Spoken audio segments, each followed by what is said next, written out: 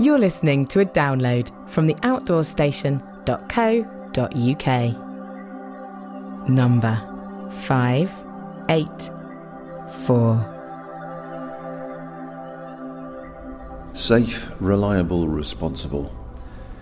Yes, the giant Ibis transport system. It is currently, it's almost 5 a.m. now. We just got off the night bus from Siem Reap to Phnom Penh, and we are in the Phnom Penh office, which is just a normal waiting room type office. We've got till 8:30 now to wait for the bus to Ho Chi Minh City. But I just thought I would share this while I could remember, because it's very quick to forget these things.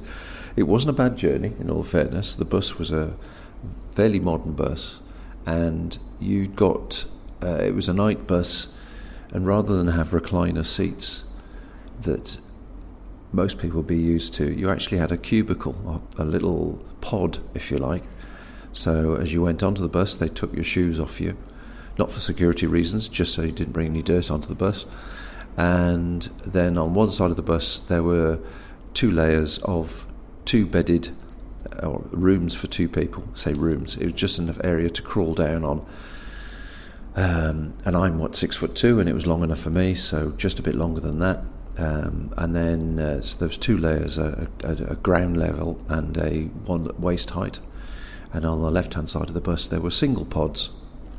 And I'm just trying to work out how many pods there were on there actually. Probably must have been 10 doubles and 10 singles, I think.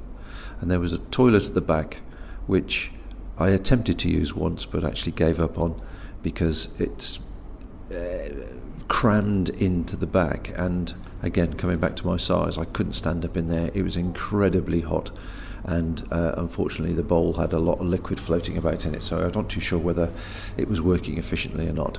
But at 2 o'clock in the morning, when you're half asleep, I couldn't work anything out, so I just went back to bed.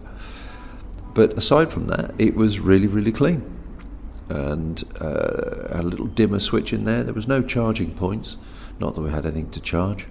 And they provided a bottle of water, a pillow and a fleece blanket, which was adequate. So you just dumped your stuff in the bottom of the bed or to the side of the bed, some curtains to pull across to isolate you from the corridor, and actually slept relatively well for the 6-hour journey.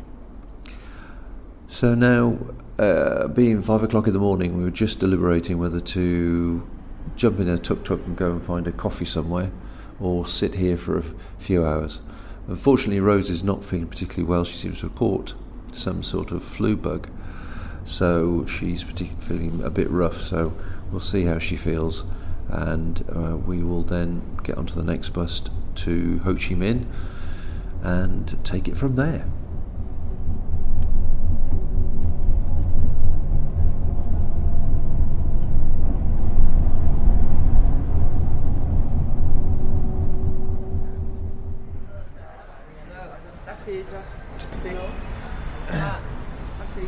No, thanks.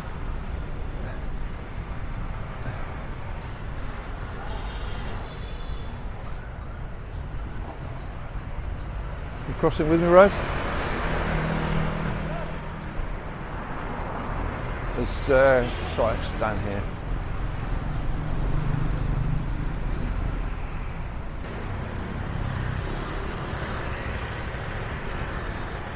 You make it with me?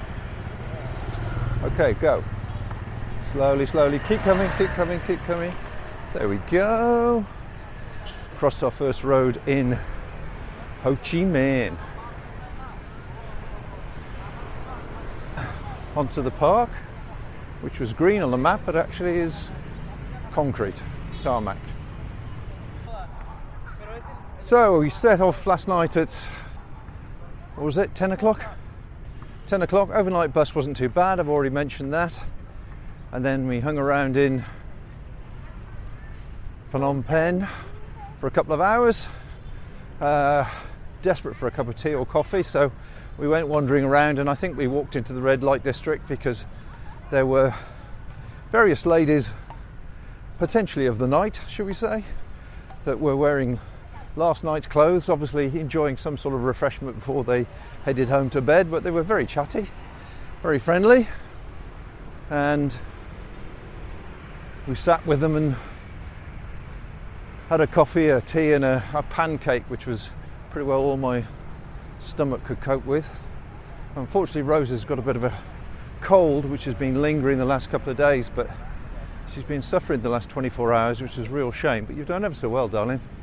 Well, to be honest, at least if we're travelling, I'm not missing out because they're just sleeping on the bus. That's true, that's true. So, strategically, I looked up where the giant Ibis bus counter was in Ho Chi Minh, and then looked for a hotel that was within walking distance, which is pretty well, or should be, to our left here as we've crossed the central island. What did I say it was called? Han 66. 42. 66, 42, any number will do.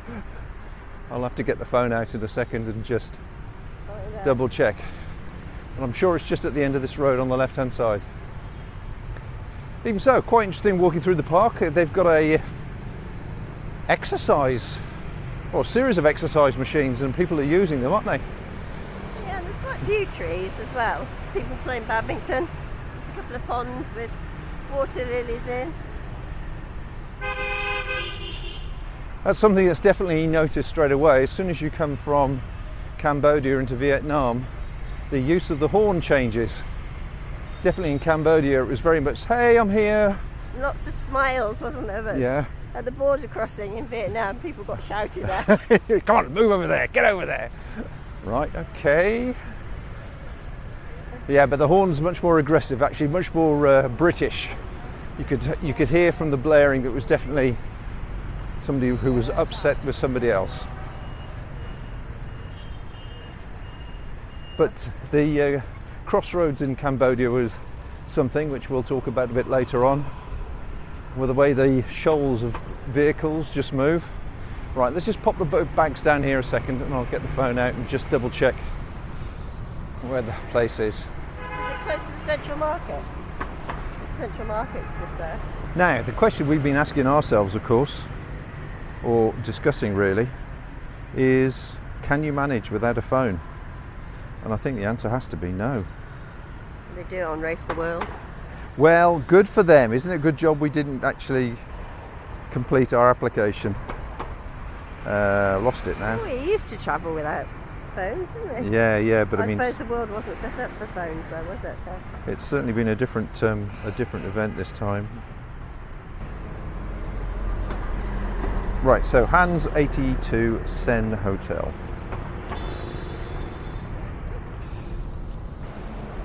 After the green bus. I guess so.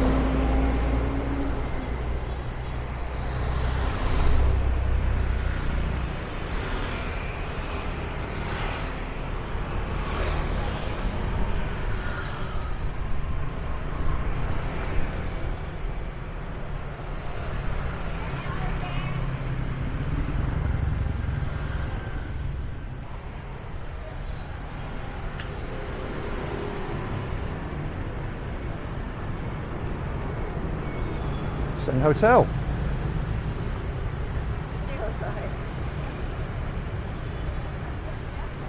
Big step to get in.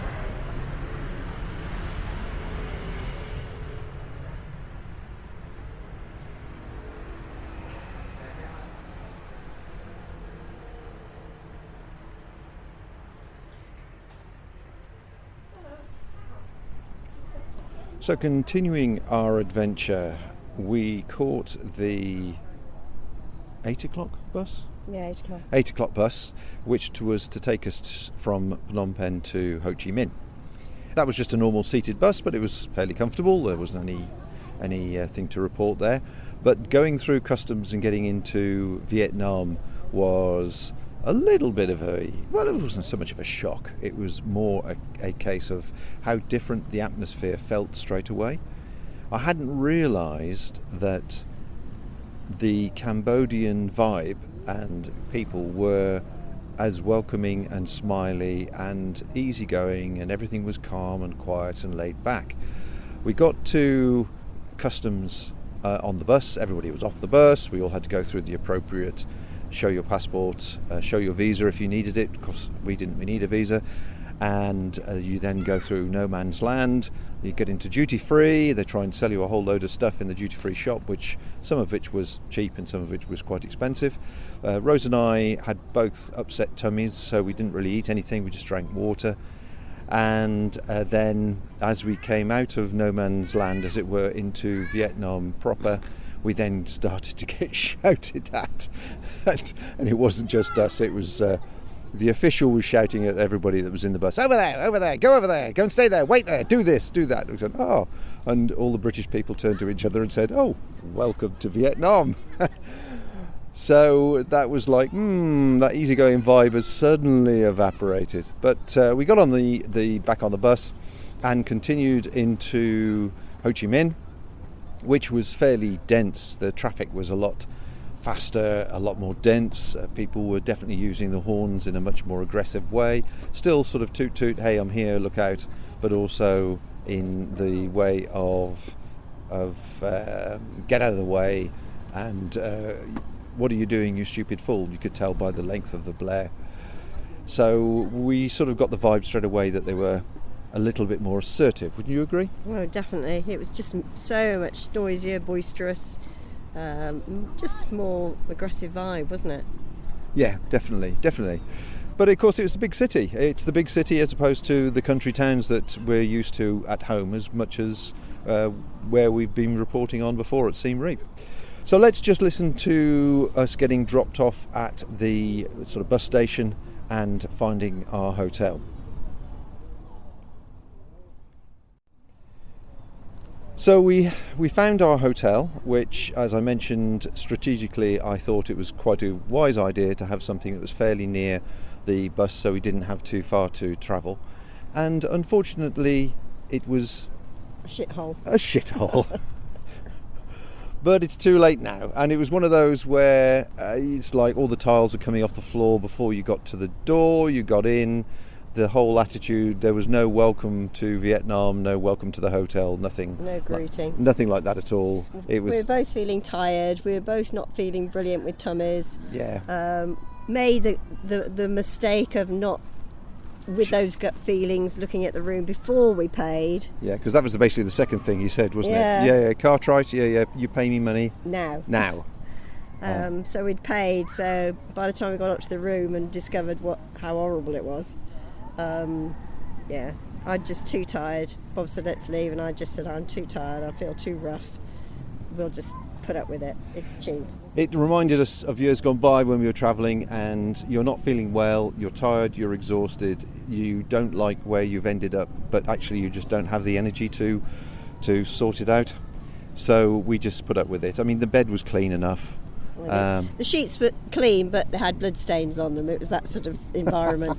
And every time I went to the bathroom, I was convinced there'd be a cockroach. There was sort of blood splatters up the wall, and the shower was broken. It worked, but you had to hand hold it. And the toilet seat was broken. Yeah. The sink was broken. Yeah, it was not good. But we'd only booked in for 2 nights, and I'll put the costs in the show notes, but I think it was sort of £9, £10, £12, something like that for both nights. So we thought, we'll just put up with it. We slept okay, and the following day there was a walking tour that we'd booked on, just like the previous one. We wanted to just sort of get the gist of what was going on in town, and it was incredibly hot. It was probably about a kilometre's walk from where we were. So we walked down to the meeting point, and there were several other Europeans there. And within 5 minutes, 10 minutes of listening to the introduction, Rose really started to feel faint. Not good at all. It was pouring off me, absolutely pouring off me. And this guy was starting to give us the full history of Vietnam, nobody of which was particularly interested in, to be honest. We just wanted to get going into something air conditioned. Anyway, Rose wasn't. We just weren't going to do it. Full stop. So we got a grab back to the hotel. And to be honest, if we hadn't have done, I think I would have fainted on the pavement, and then it really would have had a mess to sort out. Exactly, yeah. It was touch and go, one of those situations.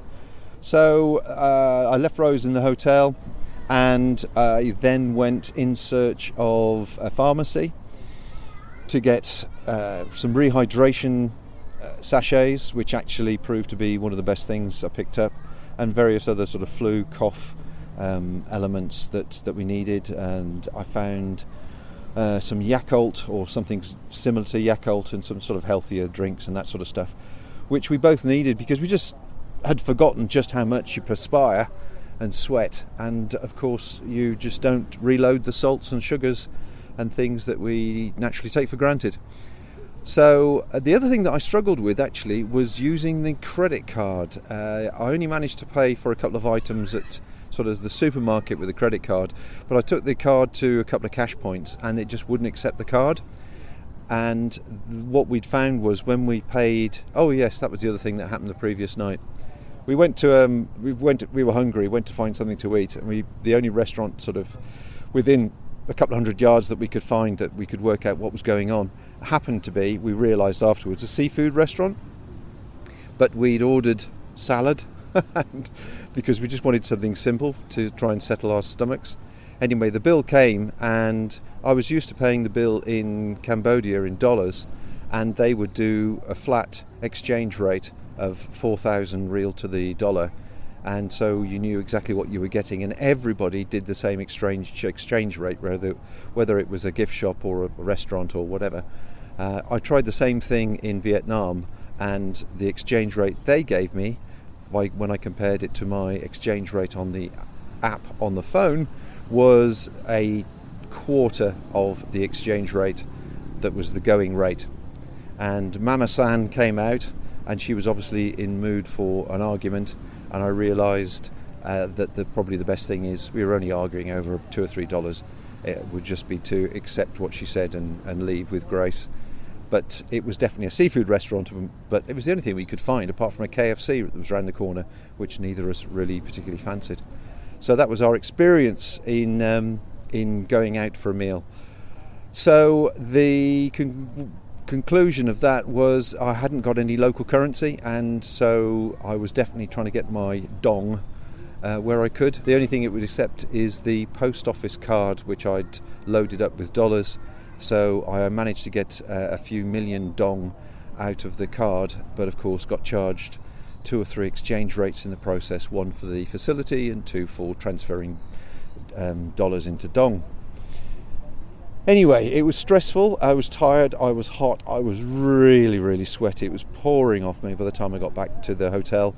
But the rest of the afternoon, Rose and I just basically slept, tried to keep cool, get as much rest as possible, and recoup with rehydration, water, Yakult, a bit of fruit. We hardly ate anything at all, actually. No, I think it was needed, wasn't it, really? Yeah. So for 24 hours, we just recouped. We didn't see anything of Ho Chi Minh at all. Really disappointed. We couldn't make the most of the time there, but just physically couldn't do it. Just felt awful. Yeah. But I did book a bus out of town. We wanted to get to Pha Trang, is it? Nha Trang. Nha Trang was the aim, but that was going to be an 8 or 9 hour bus journey in one of those luxury pod type buses. But we decided, just because the way our tummies were feeling and health generally, to try and break it up. So we chose a village halfway up called Phan Thiet. Phan Thiet, well done, you're remembering. Phan Thiet. And this is where we are at the moment. We booked a homestay, which is basically an Airbnb. And the lady of the house, basically we have the top floor of the house, which is really nice, very modern house, very clean, makes the last accommodation look terrible, doesn't it? Yeah, it's quite quirky. Quirky, but very pleasant. And the village itself, or town I suppose, I don't know, it's halfway between a town and a village. Yeah. It's strange, it's a bit like Sim City. It's on the coast, it's very nice, it has a sort of promenade area, not necessarily a beach, but a promenade area. They seem to be very clear about who owns which part of the beach and who doesn't, and which is the public area. So we tried to walk through the ocean beach clubs and get to the beach, and we got a lot of dirty looks from the staff there. And then when we finally could see the beach, we actually couldn't get past the fence, so it was all fenced off. So yeah, it was a bit strange. But yeah, Siem City, it's sort of, there's lots of modern houses being built and have been built, which are built to a very high standard, very, very clean, very straight edges, this very much this narrow box style, tall, elegant, and then just big gaps between the buildings. So we assume it's a town under development. Yeah. Whether it's a touristy town, and that's the intention or not, I don't know. But some very big looking hotels, aren't there, too? Yeah. So we have stayed here 2 nights, or we're in the process of staying here 2 nights, and then we have booked into a boutique hotel. Yes, with a swimming pool. With a swimming pool, and that's going to be our restful break for 4 days before we tackle the rest of Vietnam and then head up to Hanoi with a view to fly back to Phnom Penh. So I think that pretty well brings you up to speed. We've basically lost 2 days with travelling and feeling pretty poorly, but hopefully we're feeling it a bit better now. And as you can hear in Rose's voice, she's nowhere near as hoarse as she was with the pieces that we were recording in the shitty hotel. So if that brings us to the end of this particular podcast, thanks very much for listening. All the details will be in the show notes when I get back. Anything else you want to add, Rose? No, just that we're sat recording this in a lovely part of the promenade in the shade under some beautiful trees, looking out on a lovely ocean, sun shining, just by the beach. Brilliant. Kids are playing in the background, and it's a very quiet day. There's nobody around at all, really. In fact, the whole place is really quiet. We can cross the roads without problem. Yeah. Right, we'll catch you later. Thank you for listening to our podcast. To hear or see more from our extensive free library, please visit theoutdoorstation.co.uk.